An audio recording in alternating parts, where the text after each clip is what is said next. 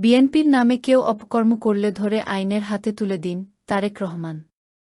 ধর্মীয় পরিচয় এবং বিশ্বাস যাই হোক না কেন, তার নিরাপত্তায় ঢাল হিসেবে দাঁড়িয়ে দৃষ্টান্ত স্থাপন করতে দলের নেতাকর্মীদের প্রতি আহ্বান জানিয়েছেন বিএনপির ভারপ্রাপ্ত চেয়ারম্যান তারেক রহমান। তিনি বলেন, আজ এই মুহূর্ত থেকে হামলা কিংবা নৈরাজ্য বন্ধ করুন। এমনকি কেউ বিএনপির নাম ব্যবহার করে কোনো অপকর্ম করতে চাইলে তাকে ধরে আইনের হাতে তুলে দিন।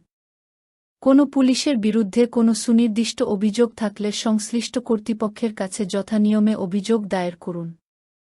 আজ বুধবার বিকেলে রাজধানীর নয়াপল্টনে এক জনাকীর্ণ সমাবেশে তারেক রহমান যুক্তরাজ্য থেকে ভার্চুয়ালি ভিডিও বক্তব্যে বিএনপির নেতাকর্মীসহ দেশবাসীর প্রতি এই আহ্বান জানান। সমাবেশে তিনি প্রধান অতিথির বক্তব্য দেন।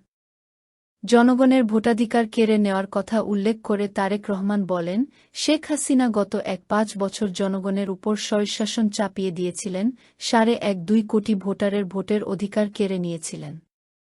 তিনি বলেন, গণহত্যাকারী স্বৈরাচার শেখ হাসিনার পতনের মধ্য দিয়ে হাজারো শহীদের রক্তে রঞ্জিত বিপ্লবের প্রথম ধাপ সফল হয়েছে মাত্র।